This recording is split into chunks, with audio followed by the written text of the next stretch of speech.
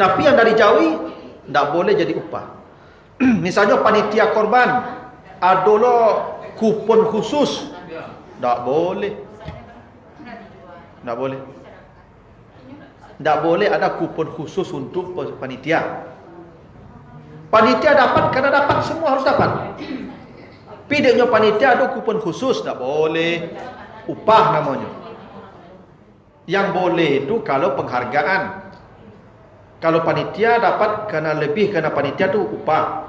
Pekerja dapat lebih dari pekerja upah. Tapi Pak RW kau dapat gaji loh. Nyomur warga siang malam.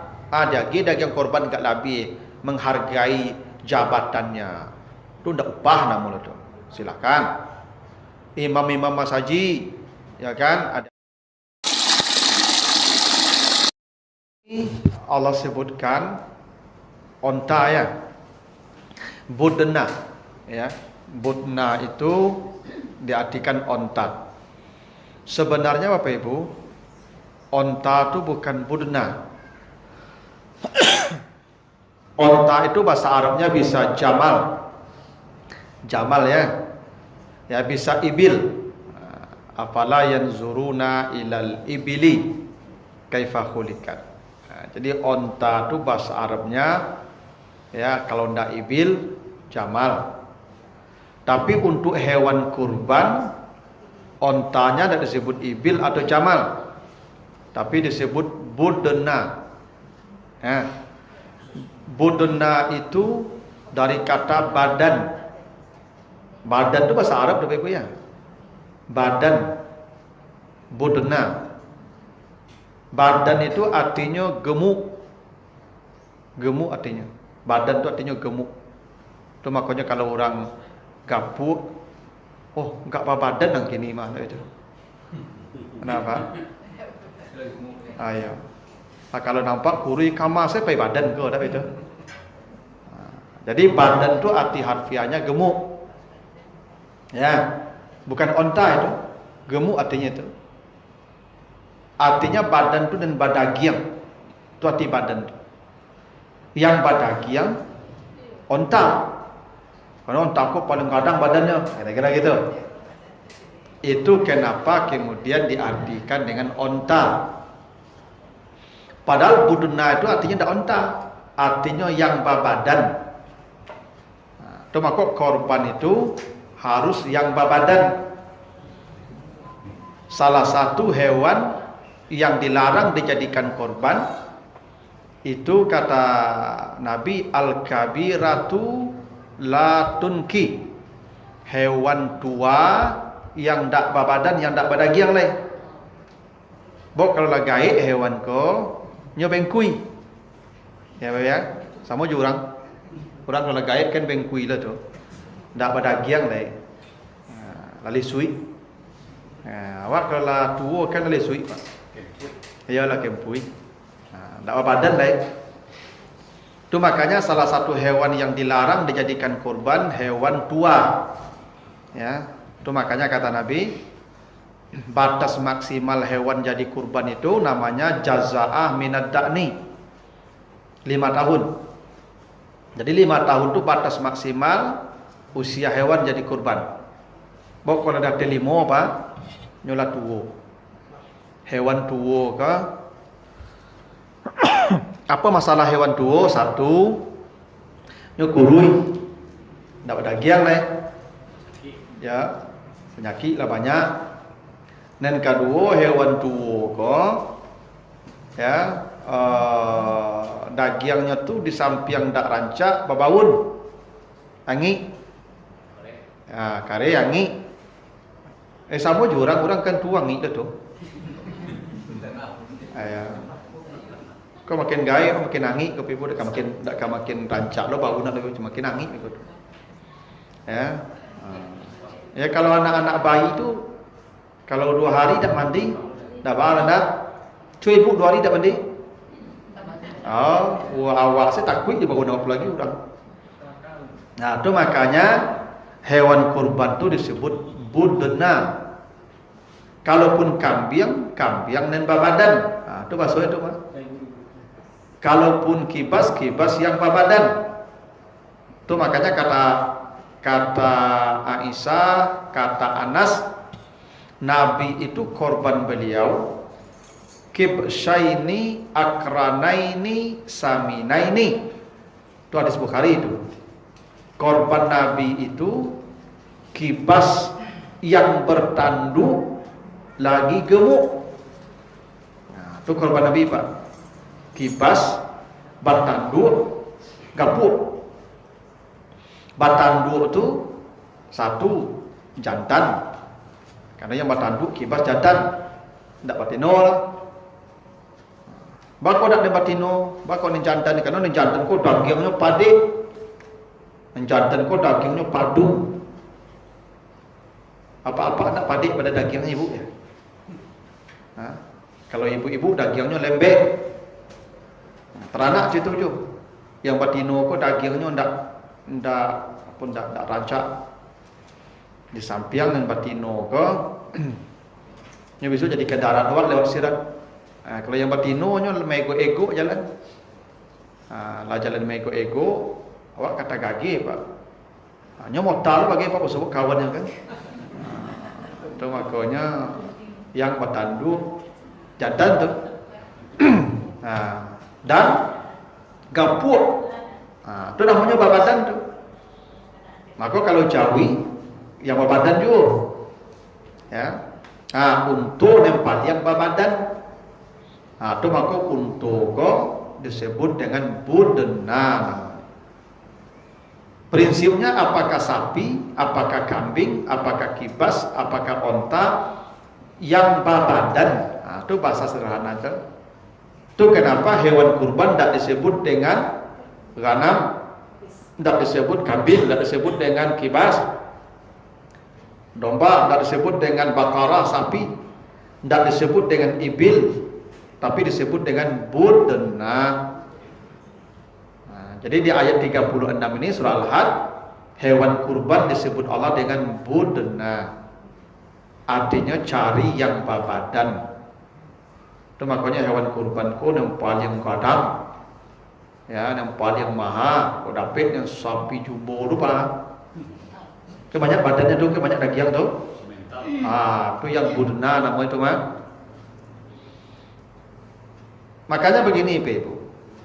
Perintah kurban ini kan dikaitkan dengan nikmatnya. Inna a'tainakal kausar. Kami telah berikan kepadamu nikmat yang banyak. Karena nikmatnya banyak, maka wanhar. Fasalli li rabbika wanhar, salatlah dan berkurbanlah. Tak begitu? Artinya apa? Makin banyak korban apa? Makin banyak nikmat kita, makin besar korban kita. Karena dihubungkan nikmat dan korban tadi. Nikmat yang banyak, konsekuensinya korban. Makanya begini Ibu. Ada hadis ya dari Jabir bin Abdullah. Ini hadis sahih Bukhari ini. Apa kata Jabir? Nahar nama Rasulullah sallallahu alaihi wasallam amal Hudaybiyah. Kata Nabi, al-budna wal baqara li sab'in. Itu begitu hadisnya.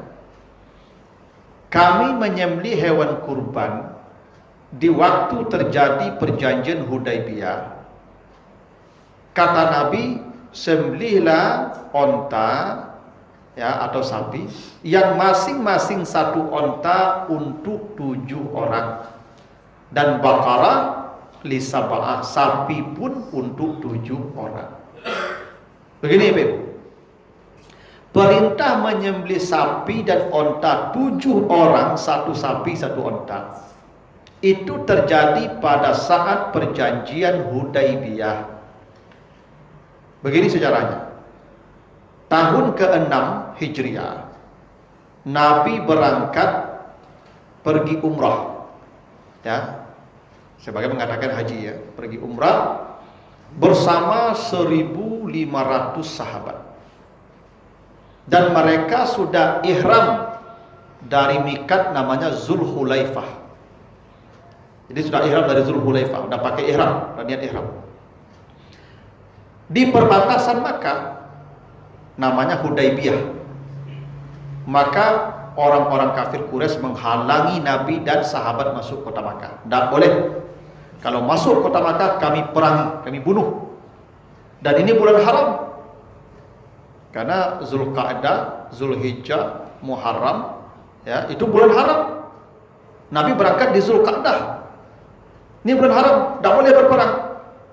Kalau kalian mau masuk kota Makkah juga, terpaksa kita berperang. Tentu laknat Allah kalau berperang di bulan itu.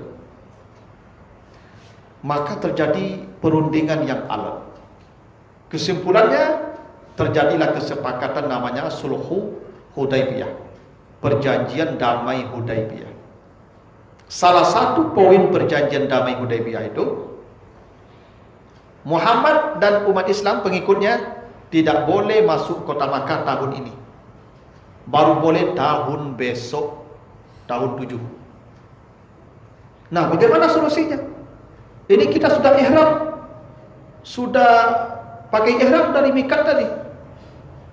Maka kata Nabi, sembelihlah hadiyu. Jadi ada dam, ada hadiyu, ada kurban. Kalau dam itu denda, kalau ibu bapak haji umrah melakukan pelanggaran seperti mencukur rambut sebelum tahallul atau membunuh, maka kane dando, dabi hewan, ya kan? Itu dam namanya. Ada hadiyu. Hadiyu itu hadiah namanya. Begini, ibu bapak berangkat haji, lalu kru pesawat kasih pengumuman, bapak ibu kita sudah sampai di mikat, ya lam-lam misalnya, silakan berniat ihram. Maka ibu berniat ihram atas pesawat, pakai ihram, ganti pakai ihram ya. Kalau berniat ihram lupa, tiba-tiba tidak bisa landing di Makkah, tidak boleh masuk Makkah.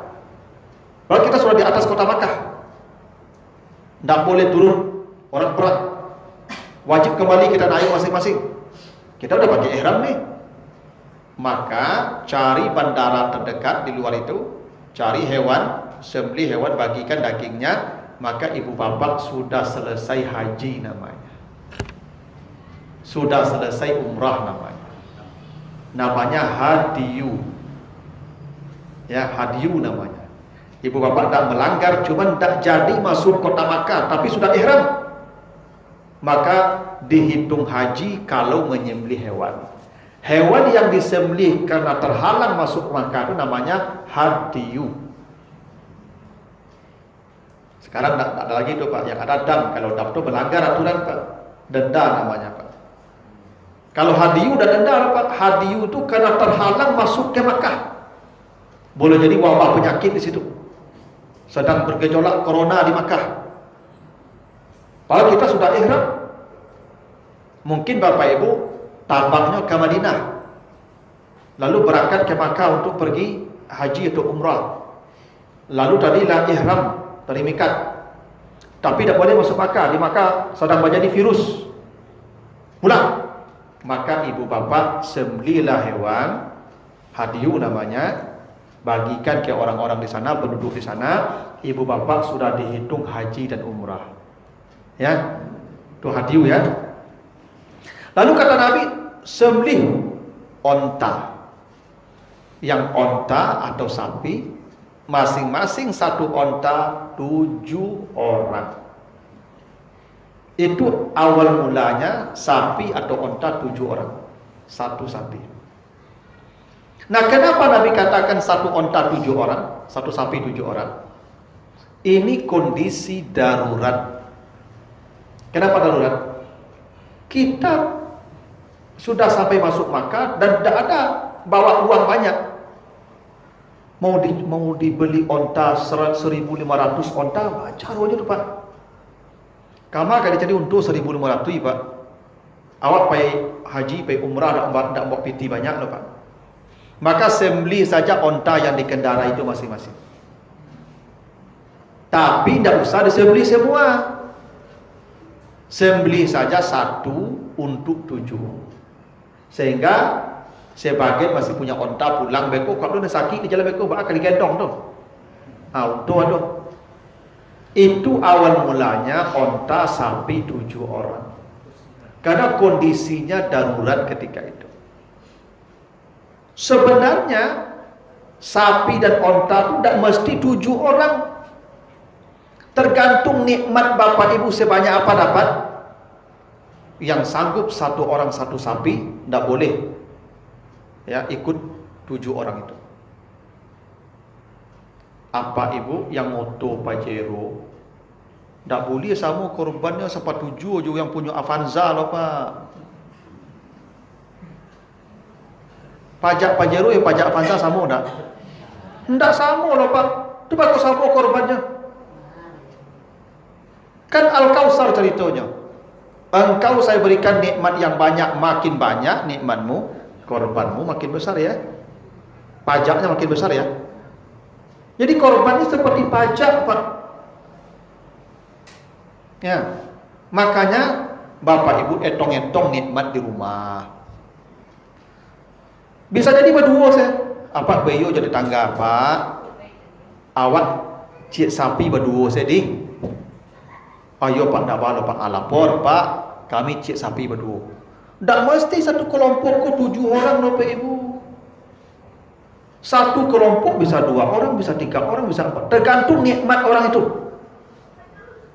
Misalnya peserta aku lah berampek. Ibu bapak nikmat banyak, ambo cik melengkapi yang ampek tu ambo 3.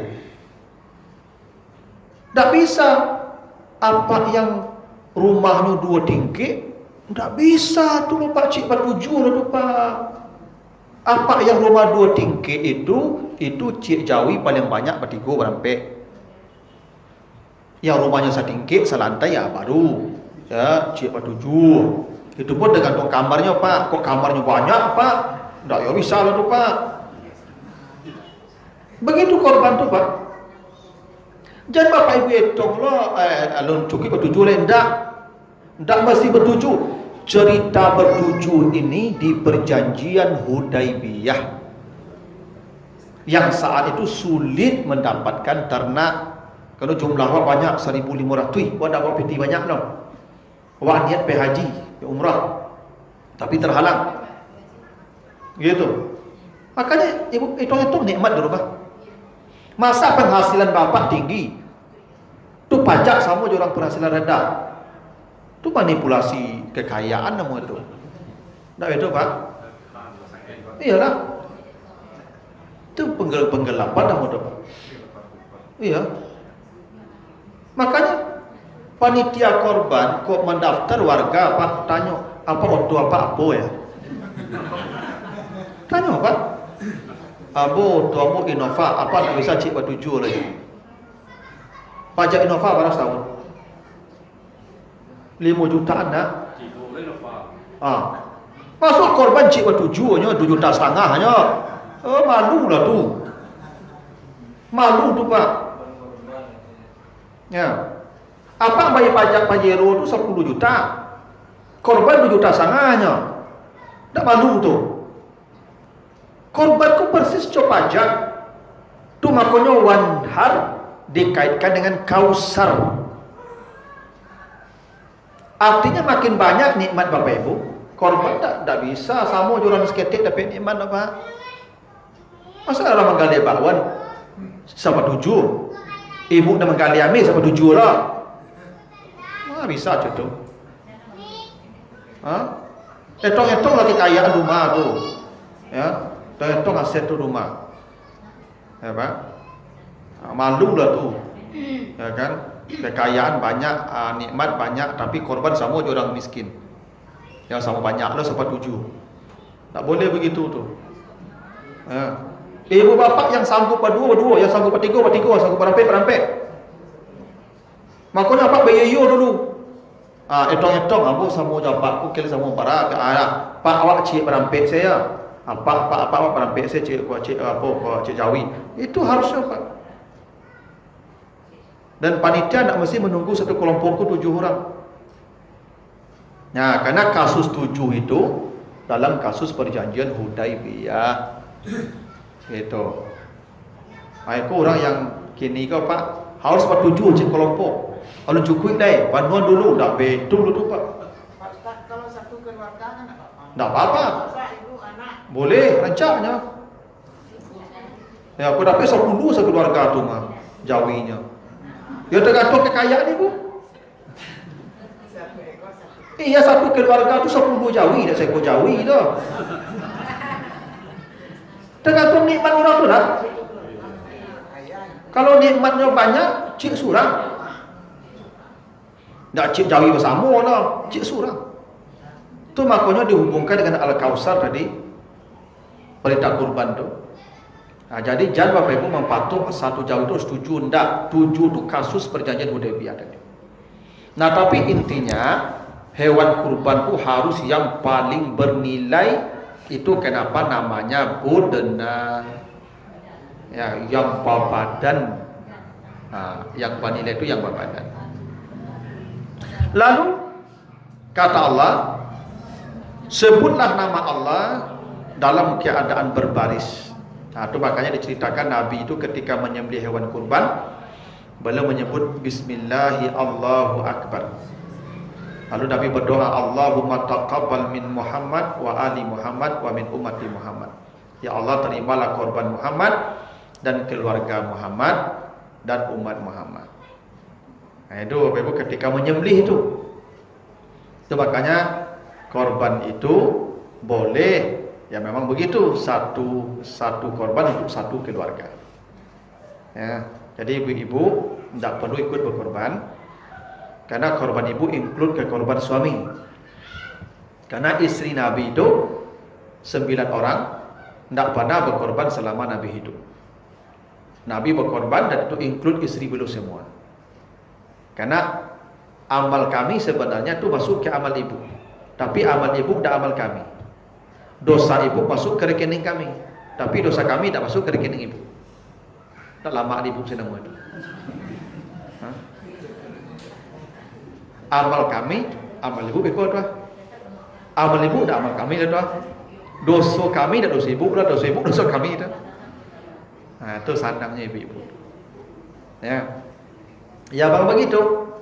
Makanya amal ibu keduanya, salat 5 waktu, tidak berjamaah, tidaklah. 2 puasa Ramadan, tidak tarawih, tidaklah. Tahajud tinggalkan, yang lain tinggalkan, tidak apa-apa. Memang tidak ada tuntutan. Tapi yang ketiga, wa ata'at zaujaha, dia patuh kepada suaminya. Itu amal yang paling besar. Jadi amal ibu yang paling besar bukan tahajud, bukan baca Quran, bukan majelis taklim. Amal ibu yang paling besar mencari keredaan suami. Bila kami sudah reda, surga langsung menanti ibu. Bila kami tidak reda, ibu bergolong-golong saya ke neraka. Walaupun ibu ahli tahajud, walaupun ibu ahlul Quran. Percayalah. Ya, tak ada gunanya ibu semayang tahajud dulu tu. Kalau sempat ibu hati kami. Kalau sempat tergores hati kami. Nah, itu makanya menjalang mati ko. Ya, menjalang kami mati ko ibu. Jangan banyak laku.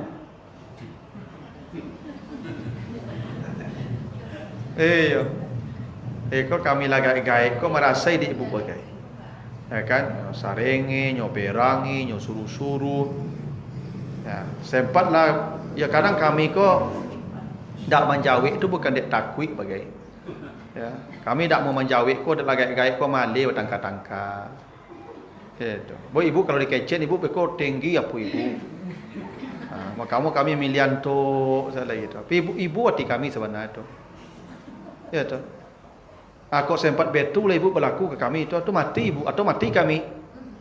Itu ibu bergolong saya ke neraka tu malah ada kado hisap gitu ibu. Ya. Ambo dah nakut-nakut ni ibu. Kalau nak percaya cukulah, kau tangga-tangga pun lah kecian dia tu. Nah, korban kami, korban ibu. Iya begitu. Itu makanya kata Nabi, terimalah korban saya dan keluarga saya, maksudnya istri beliau tu. Ya, tak perlu ibu. Pasti kare lo, apa-apa saya mendaftar korban, ambo bilolo ke satu oleh tak paralu. Tak paralu ke lah. Ya. Karena korban kami itulah ibu masuk di situ. Nah itu. Ustaz besok kau baca Pak Ustaz. Ambo tak pernah satu korban baca tinggal ambo Ustaz itu ya. Tetap korban ibu tetap Takkan nyambi sadonya loh. Tetap untuk ibu separuh. Sebanyak apa tu sebanyak tu ibu ikut tu. Asal salah mokol ibu patuh ke beliau. Itu. Jadi usul ibu itu ya. Tanya Ustaz. Mengenai misalnya seseorang Ustaz mempunyai kemampuan dan berlebih lah Ustaz dengan apanya, dengan keadaan ekonominya. Tapi jarang tak pernah itu korban. Bagaimana Ustaz dengan surat saya? Ya, kan jelas hadis Nabi Pak.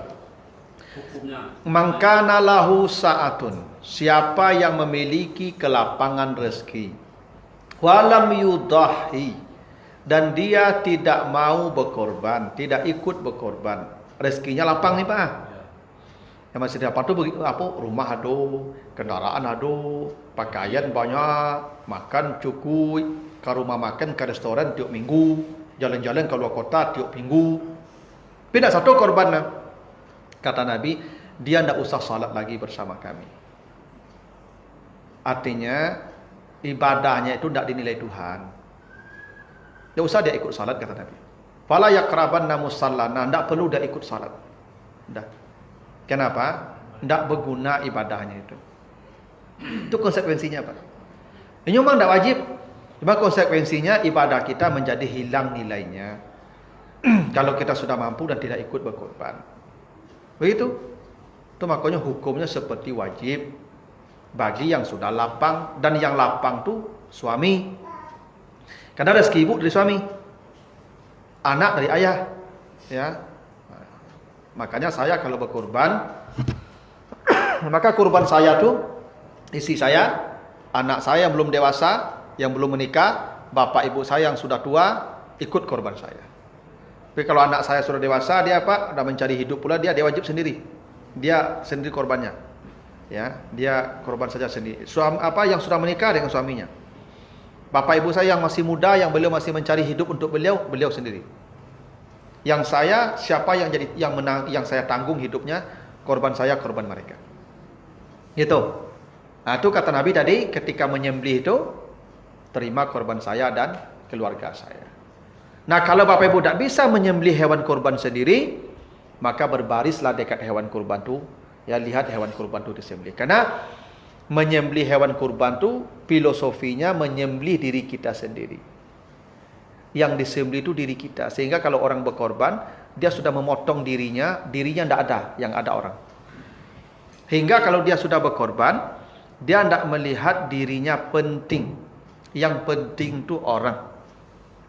Dia tidak melihat dirinya ada, yang ada tu orang. Itu makanya korban Kabil ditolak. Kenapa? Saya akan membunuhmu, kata Kabil. Korban Habil diterima. Kenapa? Kalau engkau memanjangkan tangan hendak membunuh saya lipat tangan saya, bunuhlah saya. Itu korban yang benar. Nyawanya pun dikasihkan kalau dia bahagia orang itu. Itu korban. Yang sulit itu tak mandabi jawi loh berkorban. Mandabi jawi itu 2 juta mati setahun tak payah. Yang payah berkorban. Itu makanya 2 manusia yang berkorban, Kabil dan Habil. 1 korban diterima, 1 korban ditolak. Separuh korban diterima, separuh korban ditolak. Setiap tahun jutaan manusia berkorban, hanya separuh korban diterima Allah, separuh ditolak oleh Allah. Siapa korban yang terima? Perilakunya caliak. Kalau lacu Habil perangainya, terima. Kok lah mengalah, saya duitnya, kok terima. Tapi kok cok Kabilnya, ego, itu ditolak. Walaupun dia berkorban tiap tahun. Kok ada orang prinsip dan jen kakala, podo, saya nak kena model lah. Itu Kabil tu. Kabil tu. Iyalah. Kabil tu. Ego. Makanya orang kalau berkorban tak bertangka lah Pak Ibu. Orang bertangka aku dia ego. Orang kalau berkorban tak akan bercerai suami isteri. Kerana bercerai itu ego. Tak beda. Ibu kan makan. Parit lapar. Ada nasi sakete. Ada sambal cieknya. Tu akan makan datang cucu. Nek makan. Cik ibu. Makanlah cik. Oh payah. Latih kuah. Kau perlu makan kau, pi bagian kenyo. Bakok betu, ibu tak melihat diri ibu penting. Ibu mengalah, ibu perlu tapi nyo perlu ambil lah. Tu yang korban, tu yang barik berkorban, mengalah. Aku yang tak banyak orang ibunya pada Jawi banyak, mengalah tak banyak lah. Jadi ibu-ibu yang lay batu korbannya lah payah buat bakar rajo. Pulang apaknya menyerengi-nyerengi sekawak. Yang lay batu korban ibu ya ndak baal. Itu korban perasaan nama itu, korban tu. Itu Pak. Ndak balik korban kau Pak ya? Balik Pak. Tu Pak kok sembelih sendiri. Kau ndak bisa hadir di tempat tu, berbaris. Calik Nabi hewan tu. Tu perintah Allah begitu. Sebutlah nama Allah sambil berbaris. Kalau sudah disembelih, fakulu minha, makanlah. Jadi kalau Bapak bertanya, Ustaz, boleh ndak awak memasak sama-sama? Ndak boleh loh. Allah suruh. Diperintahkan Allah makan sama-sama, fakulu. Makan sama-sama. Kerana korban kau untuk itu. Makan sama-sama supaya akrab awak. Ndak makan bersama akrab awak ibu ya? Makan bersama kau akrab Pak Ibu. Tu makanya kecik Nabi kalau makan dan ado, banyak tangan di situ. Akrab aja makan kau Pak Ibu. Ya, dulu awak kan, karena dulu ketika awak di kampung ketika ketek-ketek, dulu awak kan induk kau, mak aku kan tak coki ni masak jo magic jar. Dulu masak jo periuk Pak, jo kayu Pak. Masak sekali, makan sekali, habis sekali dah betul. Makan bersama Pak. Kau ada cik belum pulang leh, cari lu Pak. Di mana main? Tak bisa makan-makan surang lo Pak. Tak betul. Makan bersama Pak, habis langsung. Anak di situlah akrabnya Pak. Makan bersama. Kadang awak bercakap jo kakak tadi Pak. Bercakap joda tadi. Ada awak pun kadang sambal anda nyululu saya sambal aku Pak. Yo sambal tu kan berbagi Pak. Kalau habis dak tambah-tambah sambal deh. Tak betul dulu Pak ya. Lah berbagi sambal aku dak tambah-tambah le Pak. Ada kawan ku adik ku kadang sambal nyululu sambal dulu Pak. Kakak ku lah ibu mencari Pak lah tinggal nasi nyuagin sambalnya kawak sebagian. Tibu sayang balik dak Pak. Dak betul adik kakak lu Pak ya. Kini ku dak do le ku Pak. Jom makan-makan kau akrab. Ibu kalau cok ditraktir kawan dak akrab japak tu ya. Apa kalau cok ditraktir apa tu dak apa tu berkawan dak inyo ya. Iyalah.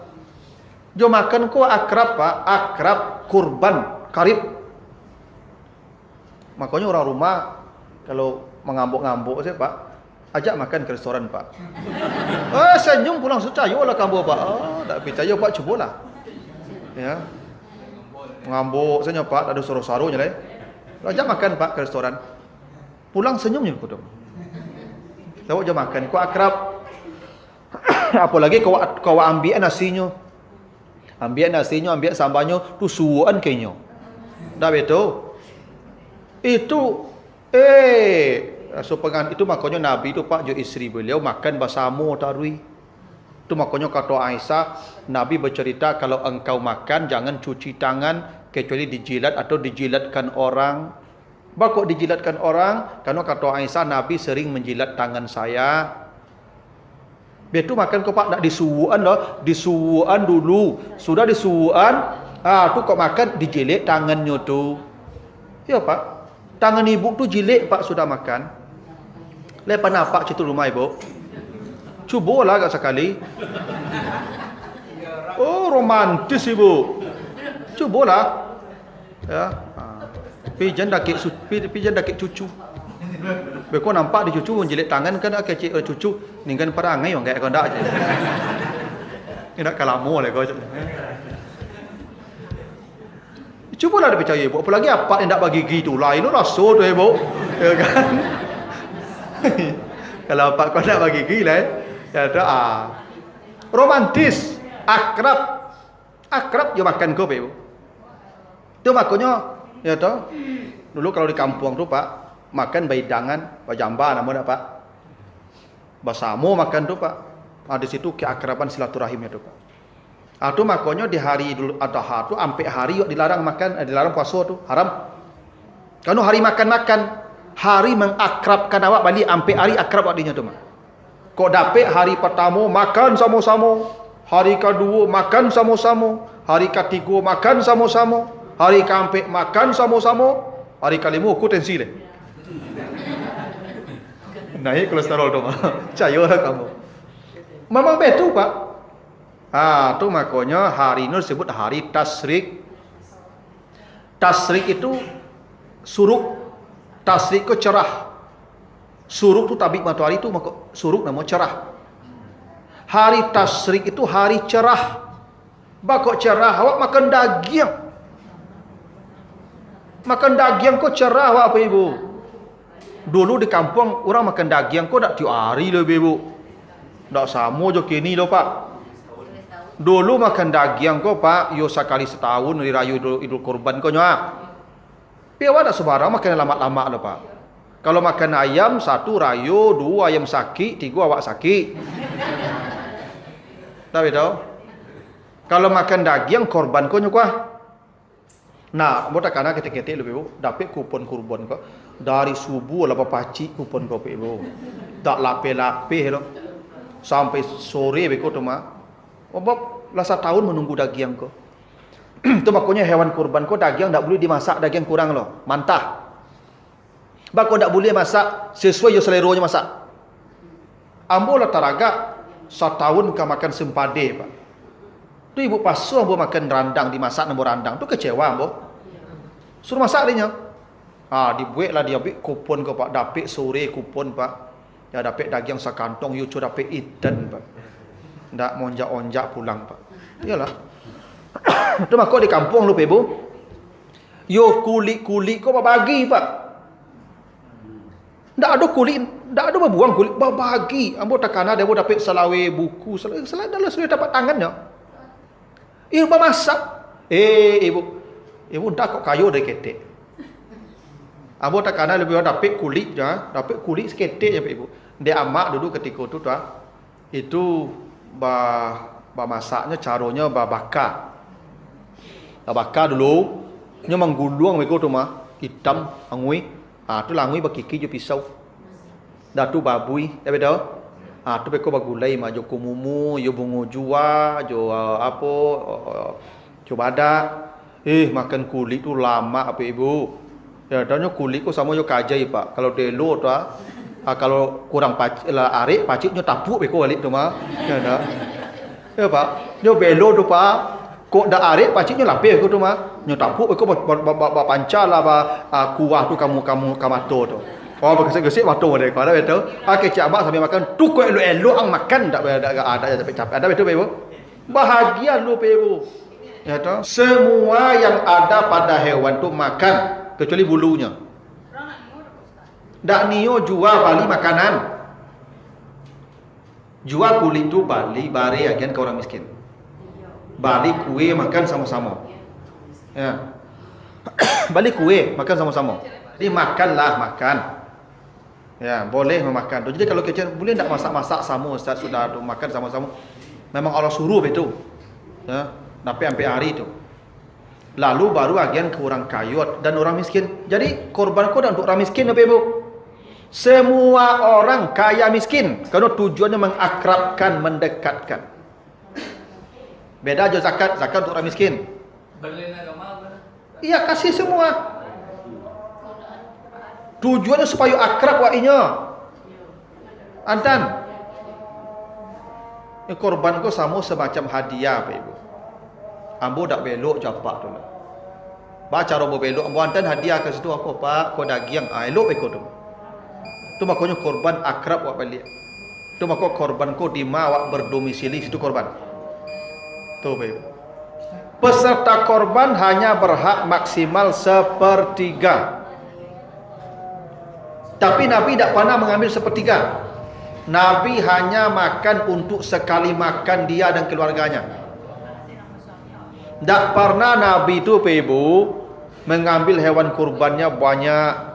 Korban kau mikir orang, tak mikir awak. Awak sekali makan saja.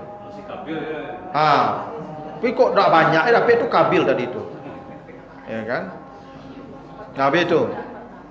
Jadi orang kaya, orang miskin sama. Tak ada bedanya. Bagi. Ya. Tak boleh untuk orang kaya saja Pak. Begitu dulu Pak Ibu.